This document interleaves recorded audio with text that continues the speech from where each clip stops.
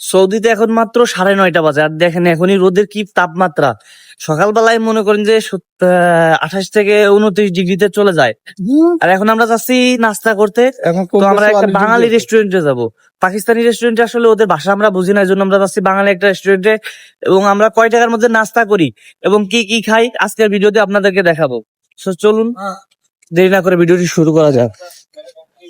প্রথমে আমি আমার কাকু এবং সাথে আজগার ভাই বাসা থেকে নেমে যাচ্ছি নাস্তা করার উদ্দেশ্যে। সাথে একটা পানির বোতল নিয়ে নিলাম, কারণ ওইখানে পানির বোতলের দাম 1 টাকা, যার জন্য বাসা থেকে নিয়ে যাচ্ছি, 1 টাকা সেভ হবে। রাস্তায় এই যে যাদেরকে দেখতে পারতেছেন সবাই কিন্তু বেকার। এইখানে যারা বসে আছে সবাই বেকার, কাজের জন্য বসে আছে। দেখেন এই যে একটা রেস্টুরেন্ট, একতা রেস্টুরেন্ট, এটা ফরিদপুরের। এই জিনিসটা দেখে খুব ভালো লাগে, কারণ নিজের দেশের নাম শুনলেই অনেক ভালো লাগে। সেখানে তো নিজের ডিস্ট্রিক্টের নাম। আমরা দেখতে দেখতে রেস্টুরেন্টে ঢুকে পড়লাম। এখানে সকালবেলা অনেক ভিড় হয়, অনেক লোকজন এখানে খাইতে আসে। যেহেতু এটা বাঙালি রেস্টুরেন্ট, সব বাঙালিরাই আসে। কথা বলতে বলতে বেসিনে চলে আসলাম, কারণ পরিষ্কার পরিচ্ছন্নতা ইমানের অঙ্গ। এই জন্য আমরা হাত ধুয়ে নিব, হাত ধুয়ে তারপরে খাইতে চলে যাব। হাত ধুইতেছিলাম, আমি এক হাত দিয়ে মোবাইল ধরে রাখছিলাম। আর এটা হচ্ছে টিস্যু। বাংলাদেশের টিস্যু এক এক পিস দেয়, এখানে এক এক পিস নাই।